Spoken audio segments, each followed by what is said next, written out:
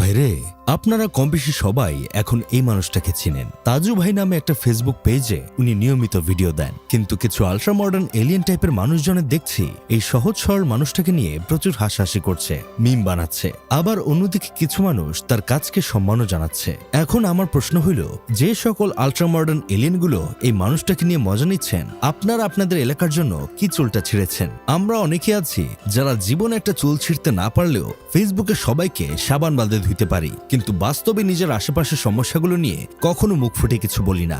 এই লোকটা হয়তো সালমান মুক্তাদিরের মতো স্মার্ট না, তার কথাবার্তায় হয়তো রাফসান্দা ছোট ভাইয়ের মতো পরিশীলিত ভাব নেই, উচ্চারণও নিখুঁত হয় না। সে হয়তো সুটবুট পরে আয়মান সাদিকের মতো ক্যামেরার সামনে দাঁড়ায় না, তার ভিডিওর কোয়ালিটিও হয়তো সুনেরা তাসনিমের মতো ঝকঝকে না। সাংবাদিকতা করার জন্য তার কাছে কোনো সার্টিফিকেট নেই, কিন্তু তারপরও এই লোকটা নিজের এলাকার ভালোর জন্য নিজের সর্বোচ্চ চেষ্টা করছেন। এই মানুষটা ঠিক সেই কাজটাই করছে যেটা একজন প্রকৃত সাংবাদিকের করা উচিত ছিল। সে তার গ্রামের বাস্তব সমস্যাগুলো তুলে ধরছে। তার ভিডিওতে আমরা দেখতে পাই গ্রামের মানুষ কিভাবে কষ্ট করে চলাফেরা করছে। একটা ব্রিজ না থাকায় গরুগুলোকে নদী পার হয়ে ঘাস খেতে যেতে হচ্ছে। আবার কোথাও দেখি সে নিজে পানির মধ্যে দাঁড়িয়ে রাস্তার করুণ অবস্থা দেখাচ্ছে।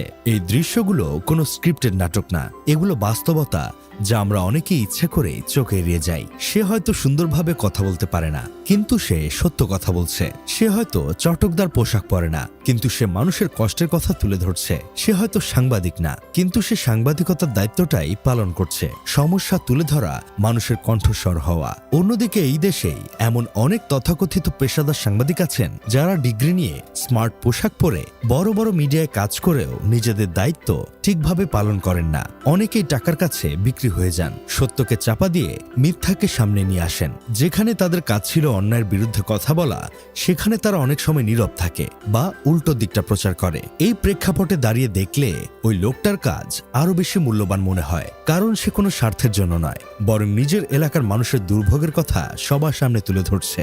সে চায় উন্নয়ন হোক, মানুষের কষ্ট কমুক। এই সহজ সরল চিন্তা থেকে সে ভিডিও বানাচ্ছে। তার কথা বলার ধরন আপনার ভালো নাও লাগতে পারে, তার স্টাইল আপনার পছন্দ নাও হতে পারে, কিন্তু তার উদ্দেশ্যটা পরিষ্কার এবং সৎ।